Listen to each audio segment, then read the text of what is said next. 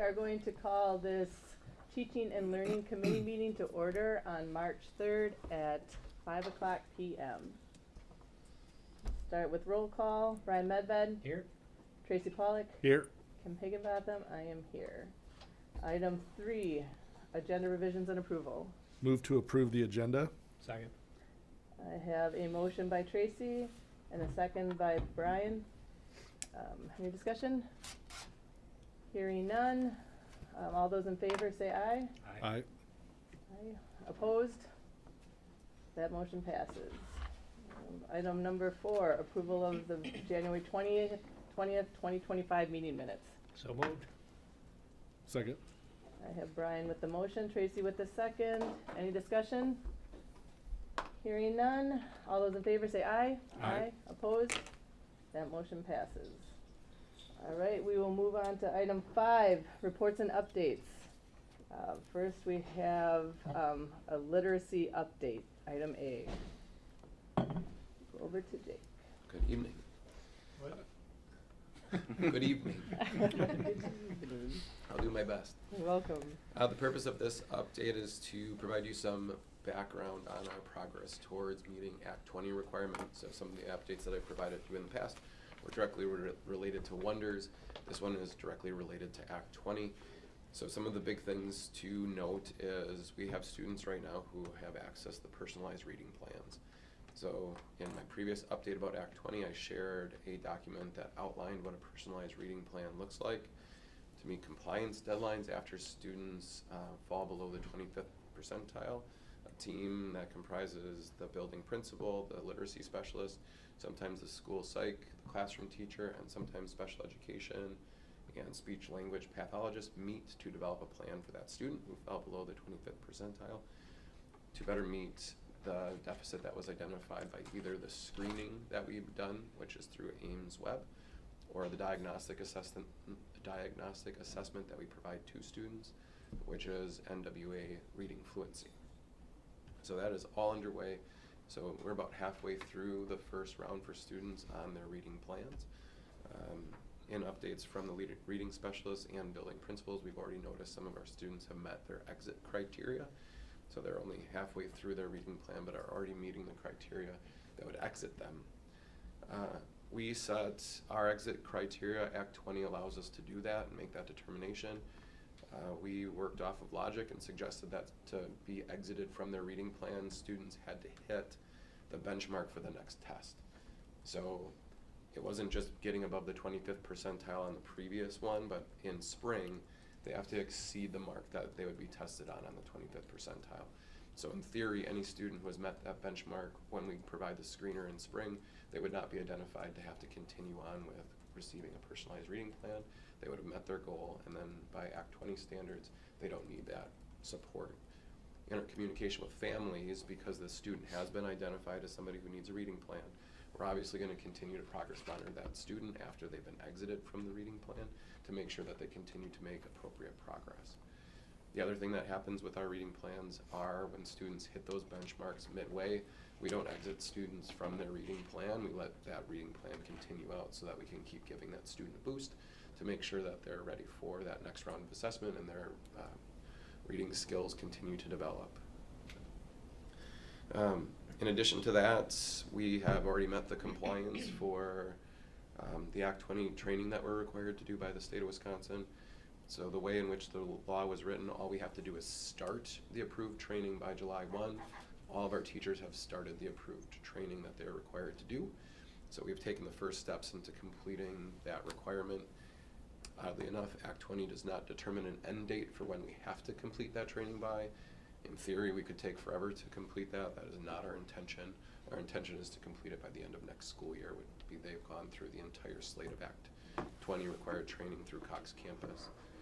The other thing that we're doing with our professional development that's aligned to Cox Campus is our principals are developing in-person training that's aligned to Cox Campus so that our teachers are hearing it in two different modes. One, they're working through it with their principal and their colleagues. They're developing resources that are directly aligned to the skills that they're learning in Cox Campus, but also match the element of Wonders so that they can see how what they're learning about is connected to the resource that we adopted. And this should make Wonders a more powerful tool in their toolbox. A couple of the topics that they've already done, they did effective small group instruction, they've done data-driven instruction, and the last one that they'll be doing this Friday on the Professional Development Day is called Meaningful Read-Alouds, which is a core component of the Wonders resource, but is also a separate module in Cox Campus. The last piece of the literacy update that I wanted to provide to you was we've done a literacy night for our families. So this was our first go at it. It happened last week on the 25th. It was at MacArthur Elementary. This was a charge that was driven by our literacy specialists, so Jackie Faraday, Elizabeth Earhart, Tracy Lucas, and Lauren Hernig, along with the help from our elementary principals and Alejandro Krolik, our curriculum assessment and instructional services coordinator. I should not have titled her that. All participated as well as I did in terms of developing that resource so that parents had access to some of the information about understanding the foundational skills of reading. It wasn't really tied to just Wonders, and it wasn't really tied to Act 20. It was tied to what parents can do at home with their students, and they provided some instructional strategies of what to do. That resource has been shared with all of our buildings, and our buildings will share that out. And I can share a copy of that presentation with you as well. I just have to turn it into a PDF because they made it very pretty in Canva, and sometimes that doesn't operate like we want it to. So I can convert that to a PDF so that I can share it with you so you can see what our parents were exposed to. The intent with this is we're starting to build kind of an outreach program to our families, and we intend to continue this again next fall with an October start for this outreach that we provide to families. We'll introduce them again to Wonders, give them a brief overview of Act 20, but then again dive into some of the strategies they can do to support their students at home. The last piece of the update, 4K was not a part of the initial screening that we had to do in the fall, so 4K was slated for spring administration of the assessment. So our families will be notified that their 4Kers will be taking the spring assessment for Ames Web. There isn't a personalized reading plan requirement for 4K kids. We just notify families what level of progress their students are at, and then the thought there is we would provide them some information about what that means, and again, potentially what are some of the things that you could do at home. So it's not necessarily they're on a plan, but we can inform families. Here are some useful things that you can do with your reader, especially since this is a spring assessment. We can give them a little heads up about some of the things that they could access during the summer. Any comments?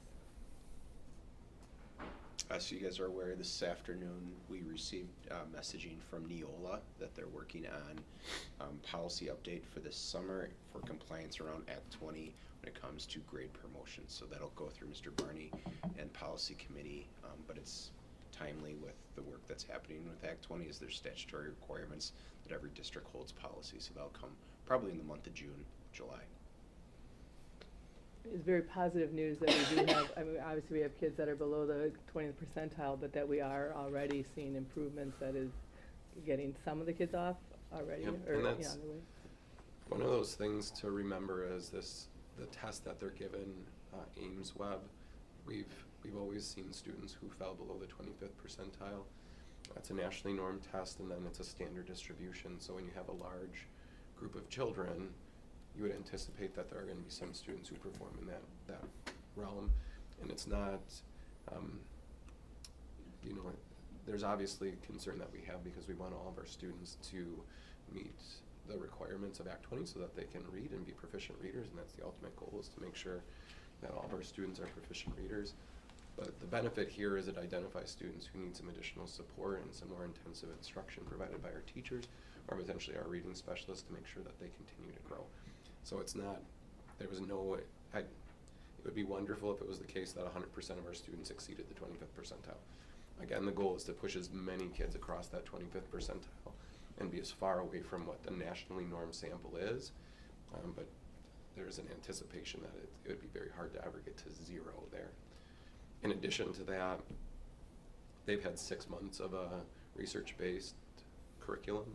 So even with the policy that Chris referenced, they're not requiring school districts to implement it for another 3 years to allow for all students to experience an evidence-based resource for the whole cycle of kindergarten, first, second, and third grade before they hold kids to the promotion requirements that are associated with it. So There is some logic behind why they've set that date for school districts, and it provides us ample opportunity to intervene with students to make sure that they're successful readers.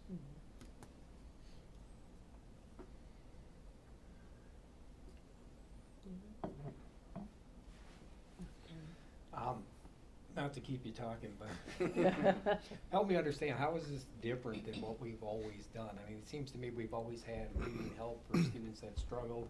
Is this just more of a tracking and monitoring? Do we have more testing now? I mean, what's the difference from what we've always done? Yeah, so one of the nice things about that program and the work that our reading specialists have done, this isn't necessarily a hard shift from what they had previously done. So if you look at our RTI handbook and a lot of the things that we put in place for students who struggled with reading, we did a lot of that. This is kind of an additional layer to it in that there's a universal screening assessment that all kids get. Previously what happened was when kids were below the 25th percentile on math, then we gave them the Ames Web diagnostic, or screener. Now all kids get it. So there is more testing for all of our children, but it's again required by Act 20. So all of our kids are getting that screening, so it's a wider net to try and catch students. There's an additional requirement, and we did this as well, that once we've screened that student, that you administer a diagnostic to dig deeper into what the reading need is. We had diagnostic tools that we used previously. That reading fluency is new. The state provided a list of, here are the approved diagnostics you could use. So in addition to what we've always done for kids, we've added that as an additional diagnostic that we use for kids. But you're absolutely right, kids who struggled with reading and who fell below the 25th percentile, we did have a response for those students, and we did anticipate that they were receiving some additional support. In some ways that support looks a little bit different, and that's part of our move towards what are some of the best practices in influencing reading instruction, that sometimes our students were pulled out of the classroom to go work with a reading specialist. Now sometimes our reading specialists push into classrooms and they can work with a small group of kids in the classroom to impact the reading instruction. So the net is wider in terms of the kids that are being pushed in and supported in the classroom. Because some of those kids might not be below the 25th percentile by Ames standard, but they might need work on a specific skill that the reading specialist is working on. So she pulls those students into that group and then can support them. Or the reading specialist and the classroom teacher can collaborate and come up with a plan for students in their classroom, and maybe it's the classroom teacher who's providing that additional support. And then the last piece of it is there is an enhanced level of communication between home and school. We used to inform parents when students were below the 25th percentile. We used to inform parents when students were struggling. But in addition to that, we now at every 10 weeks, as required by Act 20, provide an update to families to say, here's how your student progressed under the intervention or the additional support we were providing to them. If they haven't made it, then we're going to tell you they were making gains, they're just not there yet, so we're going to keep doing it because it's working. We might have to shift things up because we're not seeing the impact that we're looking for. And then we might shift to a scenario where they're leaving the classroom to work with a reading specialist to get a more intensive level of support. But for our reading specialists, they wouldn't have looked at what our current system was doing and what we're now being required to do and be shocked by the level of requirement. There was a pretty intensive system for the last 2 years that we're supporting our students. Good update, thanks. Okay, so that was informational only. There is no motion on the table for this one. We will move on to item B, resources and intent to review. To you, Jake. So this one is purely an update, just similar to what we did with AP Psychology. There's some additional AP texts that need to be reviewed because they're on that cycle. AP has a requirement that books need to be current within the last 10 years of publishing, so we have some courses that need this update. So the three that we have teachers that are reviewing and looking at the resources for their alignment to what AP outcomes are AP Chemistry, AP Physics, and AP Stats. So what will happen next is I'll bring forward to the Teaching and Learning Committee some of the titles and samples of books that they're interested at the next Teaching and Learning Committee. And then there will be time for you to take a look at those texts that we're proposing before I bring it back to the Teaching and Learning Committee for an approval. For this one, the timeline looks a little bit different than AP Psychology, where we had to move pretty fast. This is just something that by July 1 we would have to have complete, but the hope is that we can inform teachers of the direction that we're headed before the end of the school year.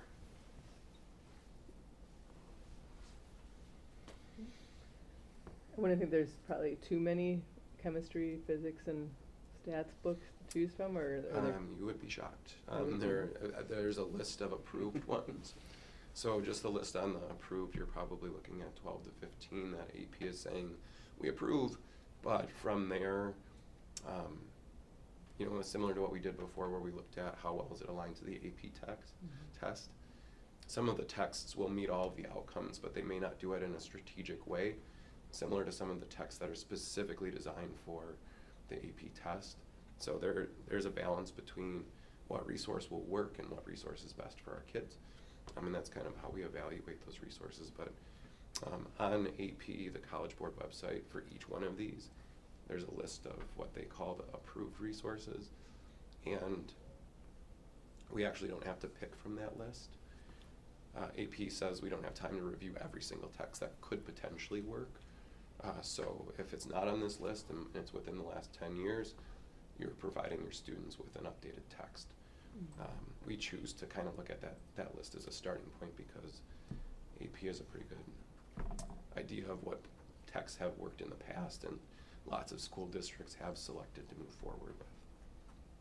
We will thank everyone in advance for all the work they're going to be putting into this process. I can't imagine it's easy to go through some of those texts, so thank you, and we look forward to the updates and seeing what they come forward with. That one is also informational only, so we will move on to item 6, which is unfinished business. They have none. New business. Item A, we have Chromebook purchase. And one more time, back to you, Jake. So this is similar to the last 2 years where I've brought Chromebooks to the Teaching and Learning Committee just to give you an update that we wanted to enhance our fleet. The intent was always to enhance our fleet to make sure that we were providing access to our K1 and 2 students. With Act 20, there are some components. So when I described Map Reading Fluency, that is an online diagnostic that our students take. There's also some components of Wonders that can be used as interventions to build up our students' reading skills. So along with some of the unfunded portions of Act 20 that the state of Wisconsin asked us to implement, this is definitely something that would support through that vein. But in addition to that, our Chromebooks are used for a variety of reasons within our youngest classrooms. They're not in a position where they need to go one-to-one, but increasing the number of Chromebook carts that we have available to those grade levels so that they have access to them when they need them not only builds consistency for our teachers so that they don't have to stagger lessons or stagger times to make sure that they have access to those carts, but our teachers can be more consistent in the way in which they address some of the learning needs that students have. This is going to be purchased through common school funds, so there's only certain things that that fund can be used for and needs to be expended within this school year. And I've worked with the librarians to outline this as one of the purchases that we are interested in moving forward with. The one difference between this and some of the updates that I brought before in the past, this is just a little bit larger purchase. Before we've done one Chromebook cart for every single school. Now we're able to do 2 per every single school.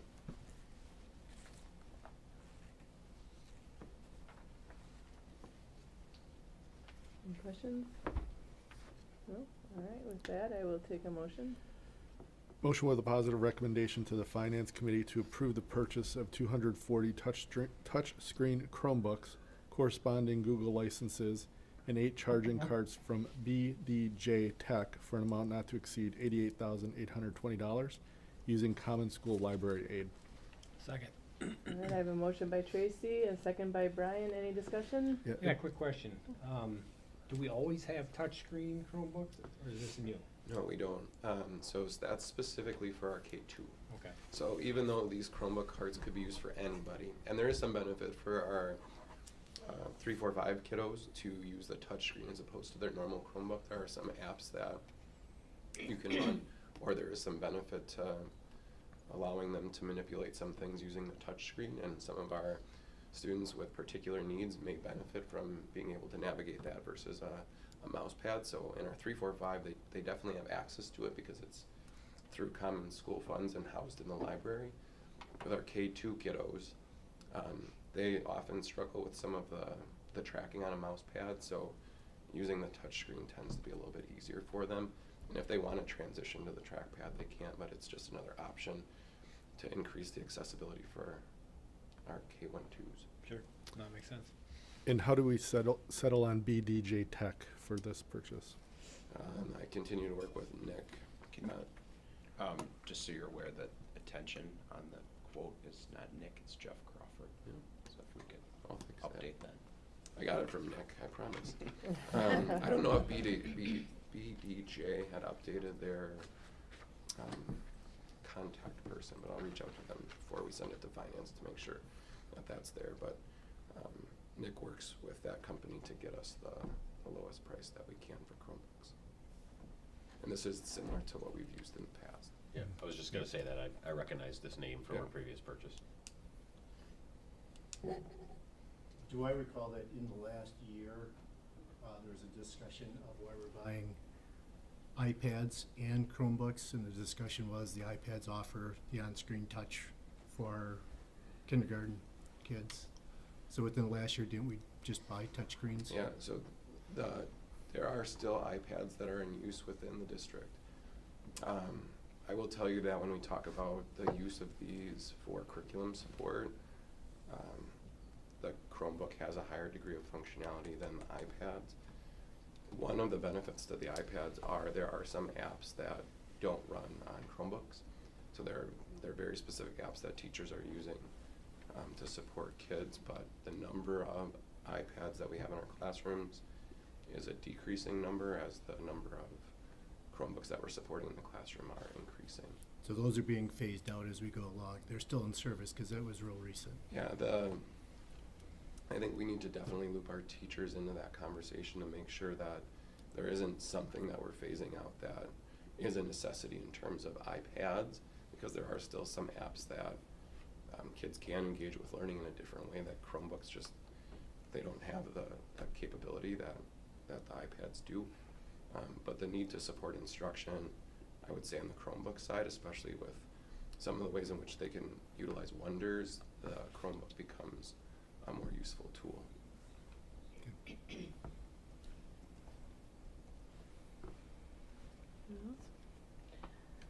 Okay, with that, no more discussion, I will take a vote. All those in favor say aye. Aye.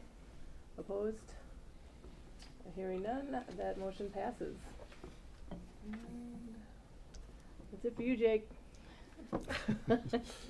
Thank mouse. you. And then, all right. Butter. Item B, we have mental health grant plan, and Ms. Katie Cole is here with us. So I'm bringing forward to you a plan to use the school-based mental health grant funds. These are state funds. Historically, they were, the grant program was a competitive program, and with the 23-25 state budget, it's become per pupil allocation. So all school districts have gotten a portion of this mental health grant fund. I provided some spending guidelines in the background, but essentially these funds have specific ways that they can be used. It needs to be around the area of mental health. Some examples that I put in here could be around student service providers or training materials, books to support staff development. One of the areas though that I'm focusing on is professional development. The funds can be used in that way. And specifically when I get down to the training that I'm looking at, it is a opportunity for us to train our own people, so then we can train all staff to help spread those funds out as far as possible, because it will impact everybody. You can't use the funds, for indirect costs or regular school operations. It's very specific around that. So I have 4 goals for the grant funds, really to just provide training for staff to be more responsive for student needs, to help staff understand trauma and to utilize some strategies to help students be more successful. This will also pull into another plan just to create a more comprehensive counseling model that will include some of these strategies, and then just really consistency across the district so that we have training that all staff have had access to, and it's not within pockets, that it's for all, and this will help provide that. So specifically, there is a trauma sensitive school training for trainers that's provided through WellPoint. And we have a relationship with WellPoint. They help us with our comprehensive community services, which we utilize them to help coordinate some services for students with the families. So we work with them already. And for this training, like I said, it's a training for trainers. So the plan would include to train all of the counselors within the school district, as well as the pupil service coordinator and then myself, which will allow us to then do in-house training for all other staff. It'll help kind of operationalize and provide us also the flexibility to take that training and make sure that it's how we want it to be in Germantown, as it's our own trainers, utilizing the tools that they're giving us. So we have access to the materials within the training. So what trauma sensitive school training includes, they have these 7 elements, but to kind of summarize them, it helps with prevalence, just learning about the impact and prevalence of trauma, and then perspective shifting as far as thinking about how we can support students. Regulation is a big area, so sensory and regulation-based activities, which impact all students in a positive way. We utilize a lot of those in our classrooms. Now, it also helps giving some direction and purpose, and then helping build our educator capacity. So this would be applicable for teachers, but also for our support staff that work with students as well. The training details, there are 4 days within May, so it's a Monday, Tuesday of one week, and then the Monday, Tuesday of the following week. And it provides new trainer certifications for staff. So under the training details, I had the 4 elementary counselors, 2 at Kennedy, and the 4 at Germantown High School, as well as the coordinator and myself. I had that total in the details as $33,000, but they have where the 10th person is free, so when you see the motion, it's less because of that, but I wanted to make sure that I had it all documented as far as the number. And with the training certification, the trainers are only allowed to train within your organization. So if they're Germantown employees, they can only utilize the training for Germantown School District. If they would leave the district, they would not be allowed to use that in another district. And it's good for 2 years, where then it would, expire at that point. The plan would be, my plan would be to work with Jake, with HR, in order to hopefully put that into place for our August in-service as we plan back to school. So the total then, as far as the training for the 12 staff members, is $30,250.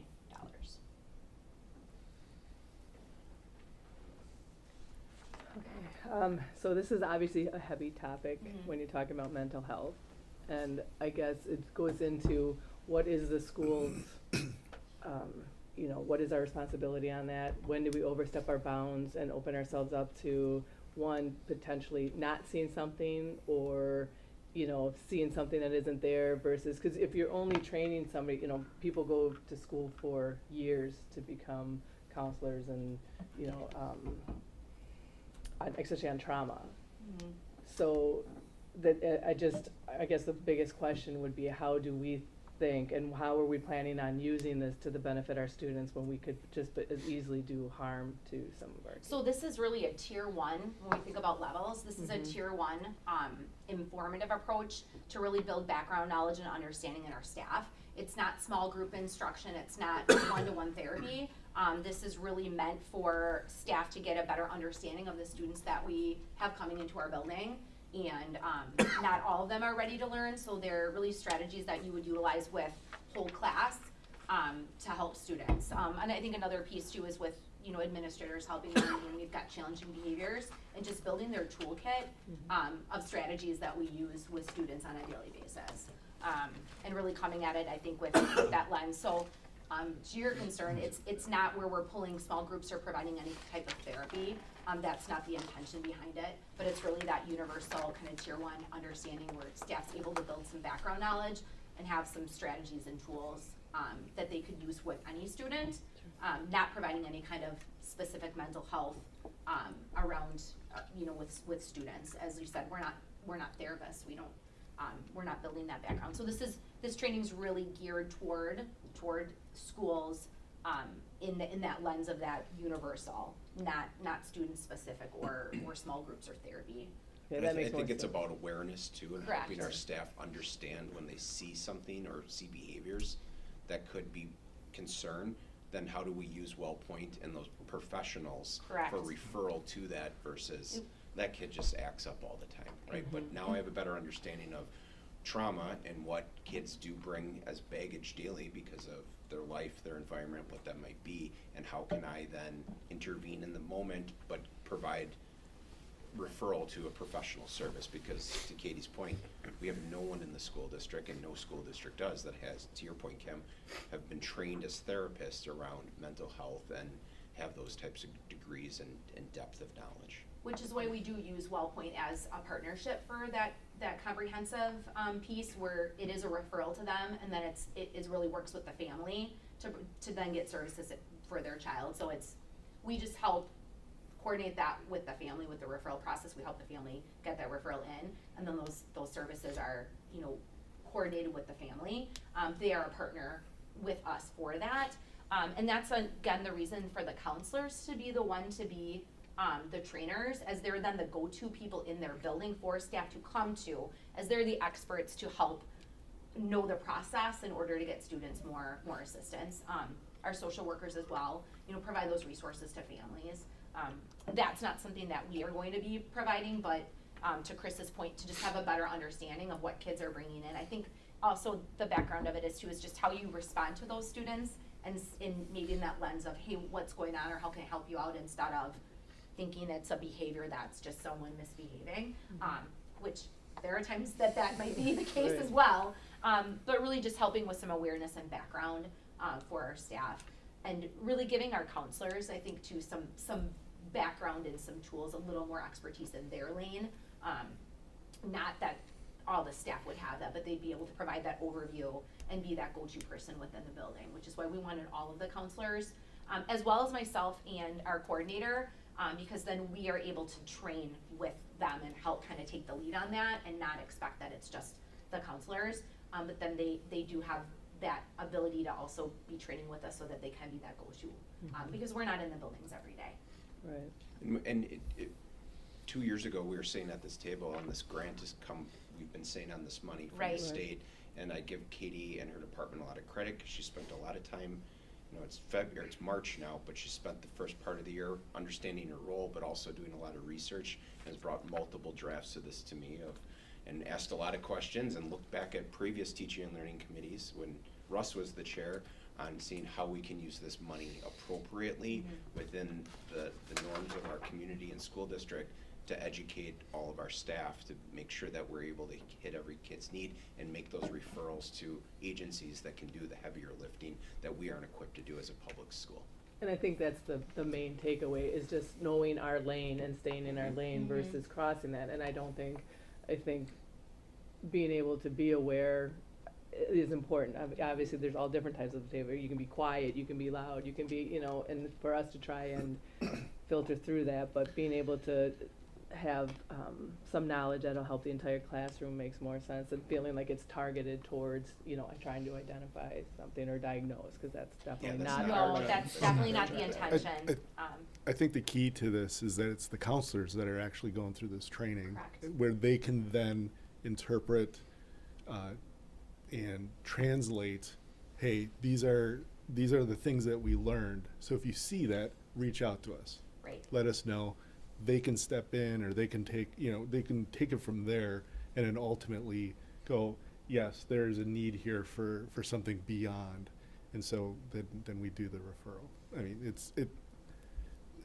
I think this is, like I said, the key, I think, to this is that it's the counselors that kind of own this whole thing. And the consistency now across elementary to high school counselors, and consistent programming, which we've been trying to build the last few years. Because, I mean, in their 7 bullets, one of the items is reason to be, by ensuring a connection to family, community. So right there, it's saying, like, we need to, there's a big connection to the family in all this. And so we have to, if something's identified and goes to the counselor, they do their work to review the situation.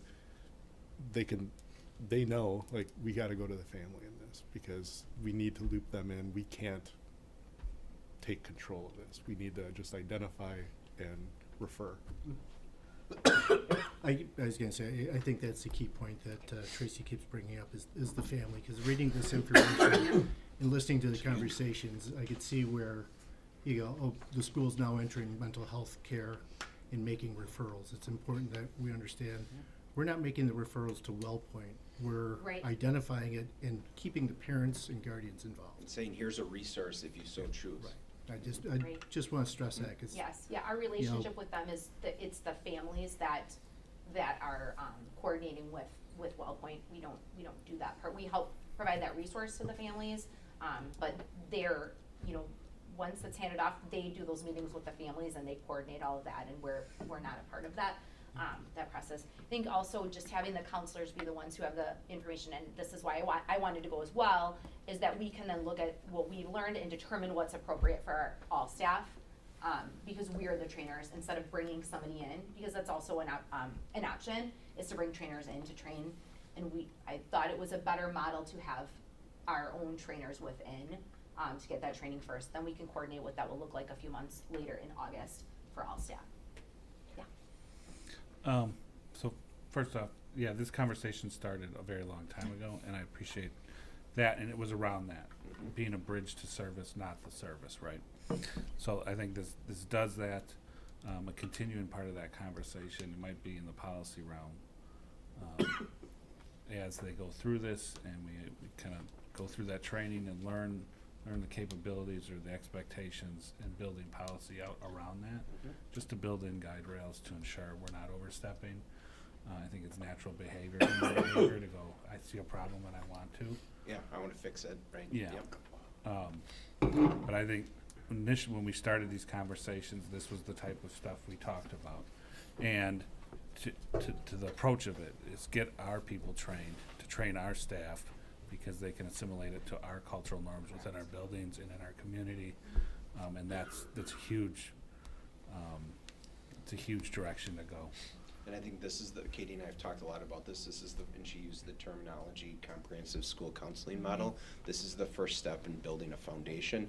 And next year, she has a big project of building a comprehensive counseling model. And what does that look like from kindergarten through 12th grade? And these are going to be key tenets of that programming. I think we've heard from the community in some aspects, from all different directions, on what are we doing, and the answer is working on it. And the point was to get Katie in the role and get her assimilated to the staff and the staff's capabilities before she can come up with a solution or to a problem that maybe we didn't know existed or does exist. And that this process is kind of showing that fruits of that. Patience and intent and approach matter, and that's what I think we're seeing here. So. And we have the funding from the state, so we're going to utilize it to the potential of what we need, not here's the flashy item that we're going to grab and do that everyone else is doing. It's been interesting watching other districts in the area and across the state, and even somewhat across the country, depending on what you see.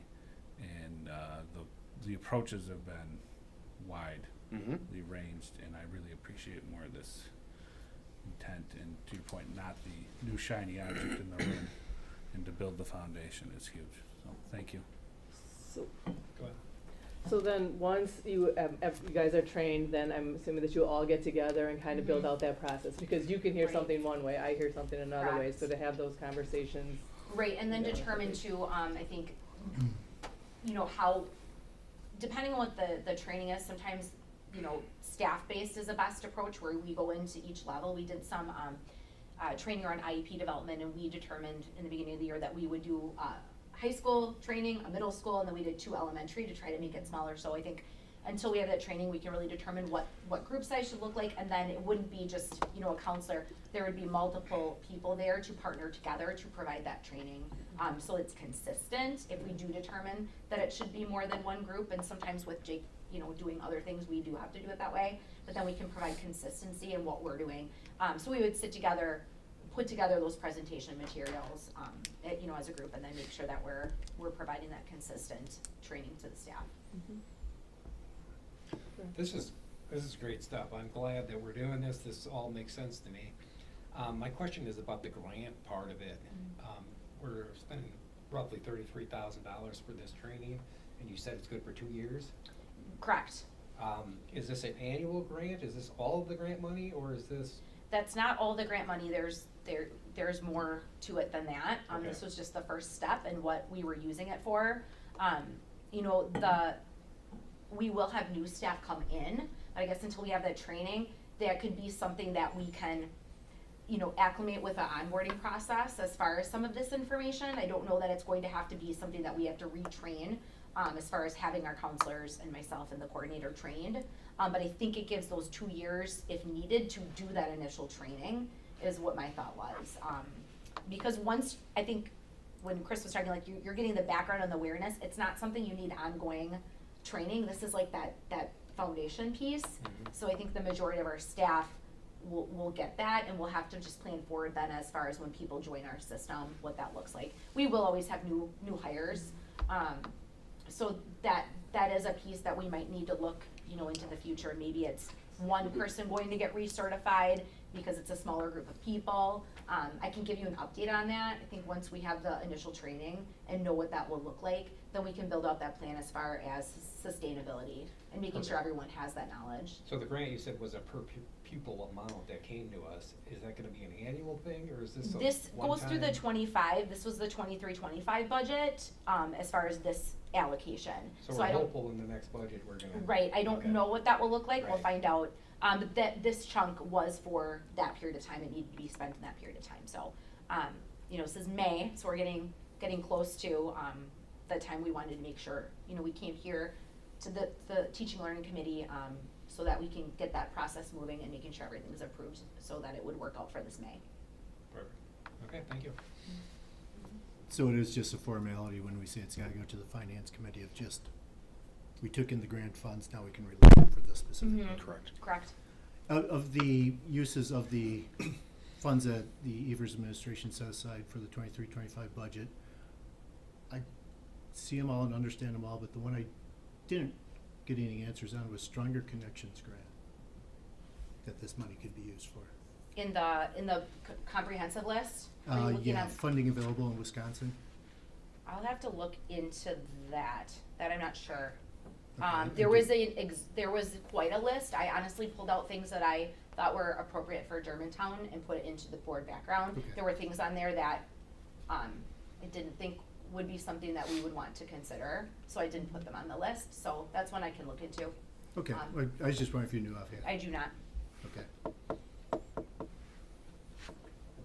Well, I appreciate you taking the time to, one, explain it, you know, to all of us and bringing it forward, because obviously, we're all concerned and care about the mental health for our students. We just don't want to, again, get out of our lane. So thank you for taking the time to explain that, put this together, and I do think it's a great thing to be able to have, as we continue forward, consistency, a plan built out that is sustainable, and just having so many people involved. So thank you Yeah. for that time. Okay. Well, with that, I will take a motion. Motion with a positive recommendation to the Finance Committee to approve 12 staff members to take trauma-sensitive schools, train the trainer, 4-day professional development through WellPoint Care Network in the amount not to exceed $33,000 funded by the School-Based Mental Health State Funding Grant. Second. All right, I have a motion by Tracy and a second by Brian. Any other discussion? With that, we'll take a vote. All those in favor say aye. Aye. Opposed? Hearing none, that motion passes. Okay, on to item 8. I will take a motion. We adjourn. Second. All right, so I have a motion by Brian, a second by Tracy. Any discussion? Nope. All right, well, then all those in favor say aye. Aye. All right, this teaching and learning committee is adjourned as of 5:45.